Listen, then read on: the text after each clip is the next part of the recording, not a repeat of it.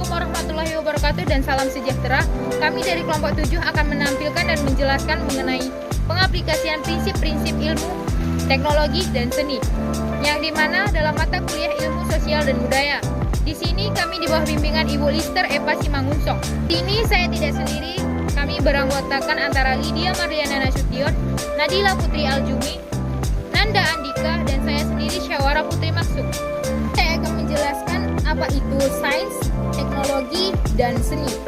Ilmu pengetahuan atau yang dikenal sebagai sains dari bahasa Latinnya yaitu sciere, yang berarti mengetahui atau belajar.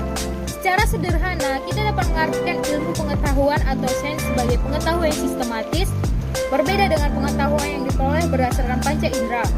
Maka ilmu adalah pengetahuan yang dikelompokkan dan terorganisir, teruji kebenarannya dan dapat diuji kembali secara ilmiah. Selanjutnya itu ada teknologi. Brown mengatakan bahwa teknologi sejatinya merupakan penerapan dari pengetahuan manusia yang ditunjukkan guna mengerjakan tugas yang dikehendakinya. Secara singkat, dapat kita katakan bahwasanya teknologi merupakan bentuk pengaplikasian dari pengetahuan yang dimiliki oleh manusia. Dan seni sendiri berasal dari bahasa Latin yaitu ars, yang artinya kemahiran. Secara etimologi dapat diartikan sebagai suatu kemahiran dalam membuat barang atau mengerjakan sesuatu. Dapat dikatakan bahwa keberadaan seni merupakan hasil dari pengolahan akal dan kemampuan, di mana itu adalah kemampuan manusia dalam mengubah suatu benda bagi kepentingan jiwa maupun raga manusia. Yang kedua, manusia sebagai subjek yang aktif. Yang pertama dalam bidang pertanian, peternakan, dan perikanan. Yang pertama, mampu menciptakan alat pertanian yang maju seperti traktor, alat pemotong, dan penanam alat-alat hasil pertanian dan alat penyemprot tanah. Yang kedua, produksi pupuk buatan dapat membantu penyuburan tanah. Yang ketiga, teknik mutasi buatan dapat menghasilkan buah-buahan yang besar serta tidak berbiji. Yang keempat, teknologi pengolahan hasil panen seperti pengolahan ikan, buah-buahan, daging, dan teknik pengolahan lainnya. Yang kelima, budidaya hewan dapat meningkatkan pendapatan dan kesejahteraan manusia. Yang kedua, dalam bidang kedokteran dan kesehatan.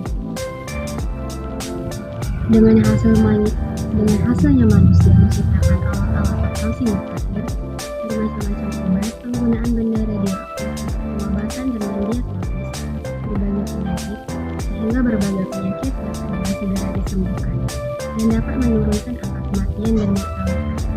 Contoh obat yang mengandung unsur radioaktif adalah isoniazid yang mengandung sel radioaktif sangat efektif dan menyembuhkan penyakit TBC. Yang ketiga, dalam bidang telekomunikasi.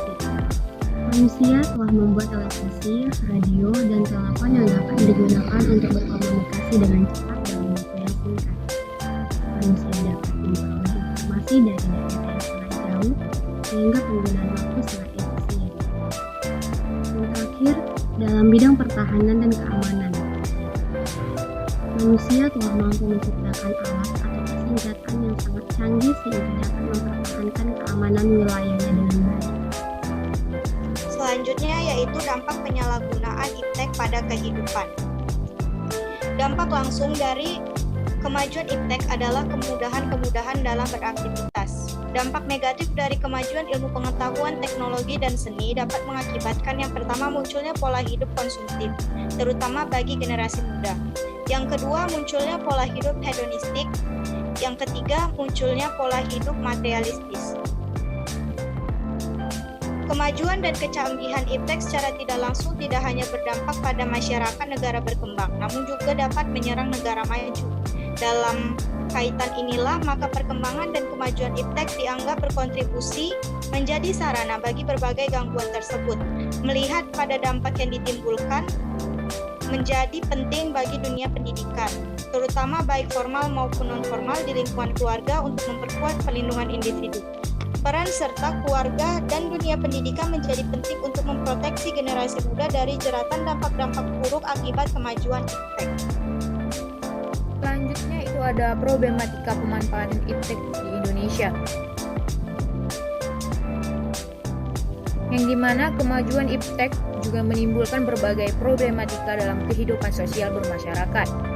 Permasalahan tersebut diakibatkan adanya penyalahgunaan, pemakaian berlebihan atau kegagalan dalam mengontrol diri dalam penggunaannya.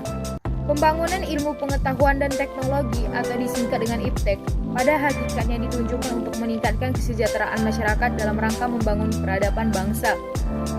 Pembangunan iptek merupakan sumber terbentuknya iklim inovasi yang menjadi landasan bagi tumbuhnya kreativitas sumber manusia, yang pada gilirannya dapat menjadi sumber pertumbuhan dan daya saing ekonomi. Menurut Rencana Pembangunan Jangka Menengah Nasional atau RPJMN tahun 2004 sampai dengan 2009 pada bidang ilmu pengetahuan dan teknologi menyebutkan beberapa masalah yang dihadapi terkait dengan pemanfaatan dan kemajuan iptek sebagai berikut. Yang pertama itu ada rendahnya kemampuan iptek nasional dalam menghadapi pembangunan global. Lalu ada rendahnya kontribusi iptek nasional di sektor produksi. Belum optimal mekanisme intermediasi iptek yang menjembati interaksi antara kapasitas penyedia iptek dengan kebutuhan pengguna. Lalu lemahnya sinergi kebijakan iptek sehingga kegiatan tersebut belum sanggup memberi hasil yang signifikan. Dan masih terbatasnya sumber daya iptek yang terjamin dari rendahnya kualitas sumber daya manusia dan kesenjangan pendidikan di bidang iptek. Dan belum berkembangnya budaya iptek di kalangan masyarakat Indonesia. Dan belum optimalnya peran iptek dalam mengatasi degradasi fungsi lingkungan hidup. Dan masih lemahnya peranan iptek dalam mengantisipasi dan menanggulangi bencana alam. Sekian pembelajaran dari kami kelompok 7. Jika ada kehilafan kesalahan kata, kami mohon maaf.